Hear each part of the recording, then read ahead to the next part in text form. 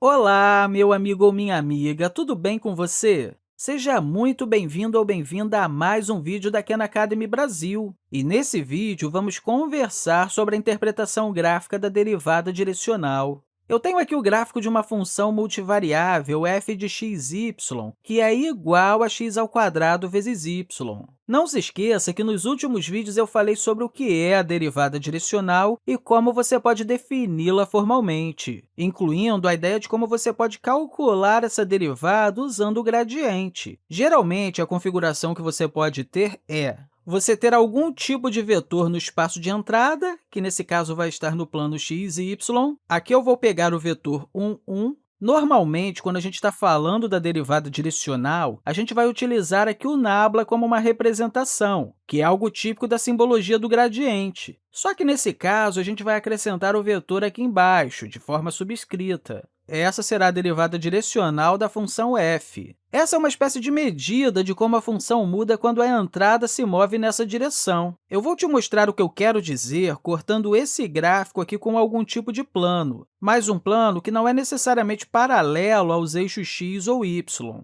A gente faz isso para a derivada parcial. Nós pegamos um plano que representa o valor constante de x ou o valor constante de y, mas agora vamos pegar um plano que vai meio que te dizer como que é o movimento na direção que o seu vetor está. Sabendo disso, vamos cortar aqui esse gráfico com esse plano. E aí, para deixar as coisas mais claras, eu vou colocar uma linha vermelha aqui. Essa linha vai ilustrar onde o gráfico cruza esse corte. Esse vetor aqui, esse pequeno v, está vivendo no plano xy e está determinando a direção desse plano que usamos para cortar o gráfico. No plano xy, tem esse vetor aqui, 1, 1, que aponta para a direção diagonal. Aí, a gente pega todo o plano nessa direção e cortamos o gráfico. Se a gente quiser interpretar a derivada direcional aqui, a gente preenche isso aqui com um valor real. Por exemplo, podemos fazer isso em menos 1, 1. Olha, eu acho que esse ponto não está no plano, então é importante que a gente se certifique que a gente escolha um ponto que está nesse plano. Então, vamos pegar aqui o ponto menos 1, menos 1. Você pode até pegar outro ponto que está na mesma direção, aí é só deslizar o plano para frente ou para trás.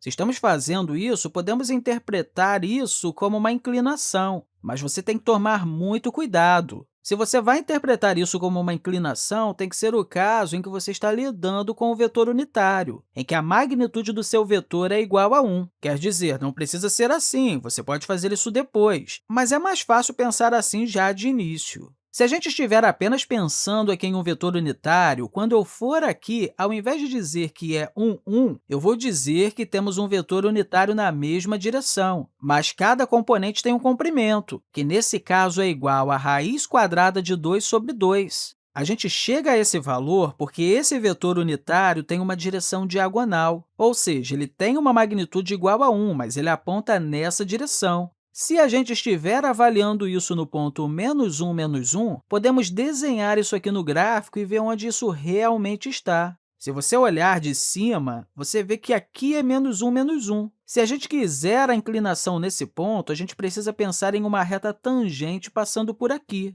A linha tangente a essa curva nesse ponto está representada aqui em verde. O que a gente quer fazer aqui é calcular a derivada direcional, porque é ela que vai nos dizer a inclinação dessa reta. E a gente calcula essa derivada direcional utilizando uma notação muito comum, que é apenas colocando o parcial f sobre o parcial v. Claro, você pode pensar nisso como um pequeno empurrão na direção v, que vai provocar um pequeno empurrão resultante na função, ou seja, o valor resultante que muda na função. À medida que essa variação inicial se aproxima de zero e o resultado da variação também se aproxima de zero, a proporção entre o parcial f e o parcial v vai dar a inclinação dessa reta tangente. Conceitualmente, isso é uma notação um pouco mais agradável, mas o motivo de usarmos essa outra notação, o nabla com um v subscrito, é que ela indica melhor as coisas que você precisa calcular. Você pega o gradiente de f, apenas a função de valor vetorial, e aí faz o produto escalar com o vetor.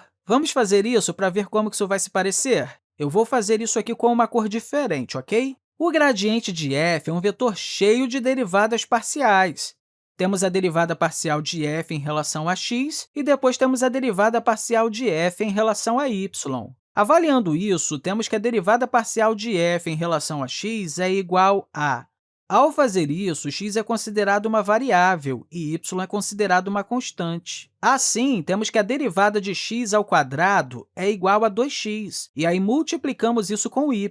Assim, temos aqui 2xy. Agora, ao calcular a derivada parcial da função em relação a y, temos que considerar o y uma variável e o x uma constante. Ao fazer isso, temos x ao quadrado sendo mantido, porque é uma constante, e aí multiplicamos isso com a derivada de y, que é 1. Assim, ficamos apenas com x ao quadrado. Avaliando isso aqui no ponto menos 1, menos 1, temos na primeira componente 2 vezes menos 1, que nesse caso é igual a 2 positivo. Já na segunda componente, temos x ao quadrado, ou seja, menos 1 ao quadrado, que é igual a 1. Então, esse é o gradiente nesse ponto, o que significa que, se a gente quiser avaliar o gradiente de f vezes v, a gente pode colocar aqui o 2, 1, porque avaliamos o gradiente no ponto que nos interessa. E aí, fazemos o produto escalar com o próprio vetor nesse caso, que é a raiz de 2 sobre 2, raiz de 2 sobre 2. Aqui, realizamos uma multiplicação desses vetores. Assim, temos a primeira componente vezes a primeira componente, que é 2 vezes a raiz de 2 sobre 2. Isso é apenas igual a raiz de 2, mais 1 vezes a raiz quadrada de 2 sobre 2, que é a própria raiz quadrada de 2 sobre 2. E essa é a resposta para a nossa inclinação. Mas é importante deixar claro que isso só funciona se o seu vetor é um vetor unitário. Só que eu te mostrei no último vídeo, onde conversamos sobre a definição formal da derivada direcional, que se você escalar aqui o v por 2, ou seja, multiplicar o v por um escalar 2, ao invés de fazer tudo isso que a gente fez aqui com v, a gente vai fazer com 2v. Então, deixa eu colocar aqui o 2v. Se você está calculando a derivada direcional ao longo de 2v de f, a maneira que calculamos isso aqui é pegar o gradiente de f e fazer um produto escalar com 2 vezes o vetor, ou seja, com 2v. Claro, como é um produto escalar, a gente pode colocar o 2 na frente disso tudo. Assim, isso vai dobrar o valor de tudo. Quando a gente tem o dobro de v, a derivada terá o dobro do valor também. Só que você não vai necessariamente querer isso, porque olhando esse plano, ao invés de fazer na direção de v, o vetor unitário, você vai fazer isso na direção de 2v.